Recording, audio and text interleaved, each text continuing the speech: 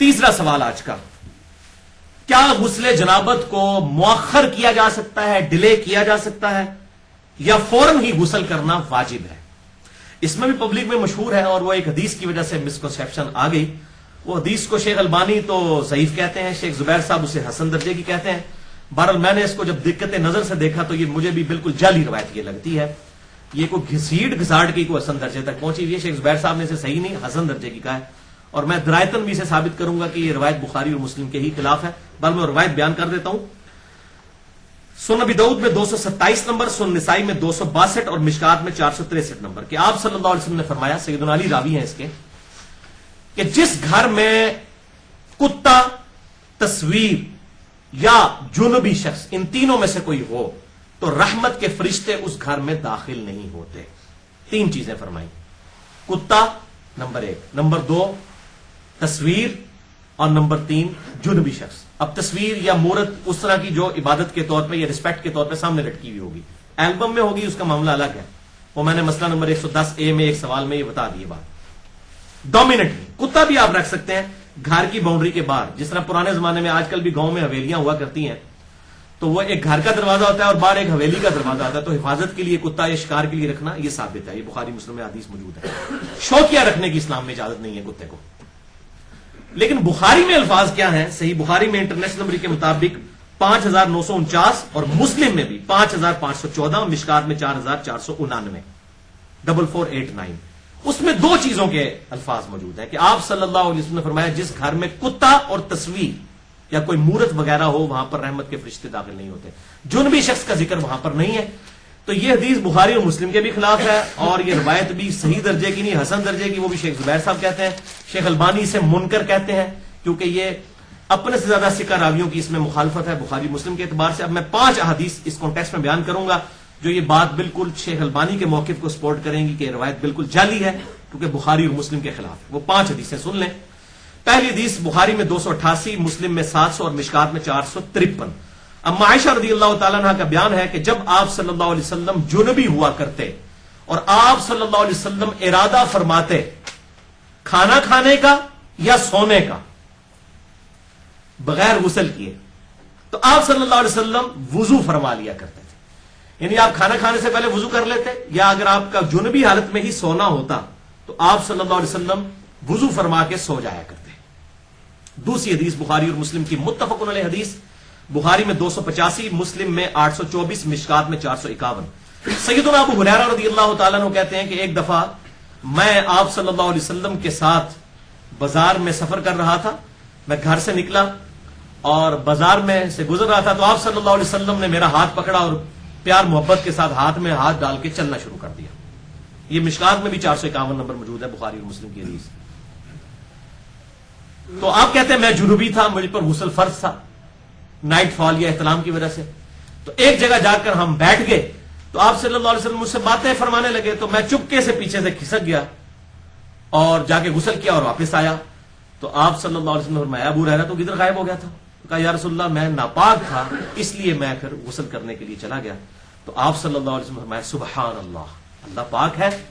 ان المؤمن لا ينجس، بے شک مومن تو کبھی ناپاک ہوتے ہی نہیں ہے.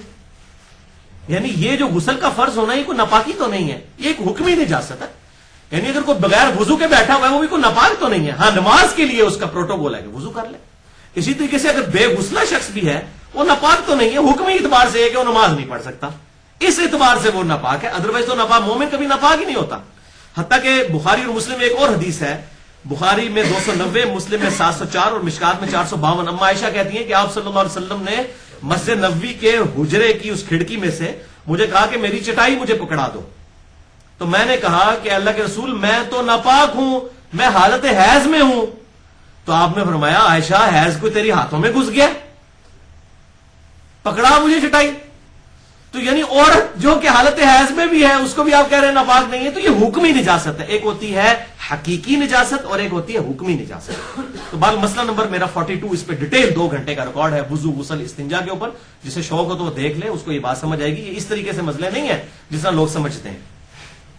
تیسری حدیث صحیح مسلم میں 707، مشکات میں 454 نمبر کہ آپ صلی اللہ علیہ وسلم نے فرمایا کہ اگر کوئی شخص اپنی بیوی کے ساتھ ازدواجی تعلق قائم کرے اور پھر دوبارہ قائم کرنا چاہے تو اسے چاہیے کہ پہلے ایک دفعہ وضو کر لے، یعنی غسل دوبارہ کرنے کی ضرورت نہیں ہے۔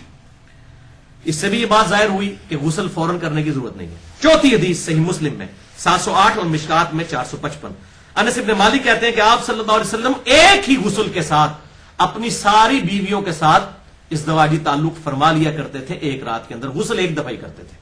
یہ نہیں ہے کہ جتنی دفعہ غسل فرض ہے تو آپ نے اتنی دفعہ کرنا ہے۔ اس طریقے سے یاد رکھیں، اگر جمعے کا دن آیا اور اس دن عید کا دن بھی ہے، جمعے کا دن بھی ہے اور کسی پر غسل فرض بھی ہے، تو تینوں غسل جو ہے وہ ایک ہی غسل سے ان کو تینوں کا ثواب بھی مل جائے گا، 3 دفعہ غسل کرنا ضروری نہیں ہوگا۔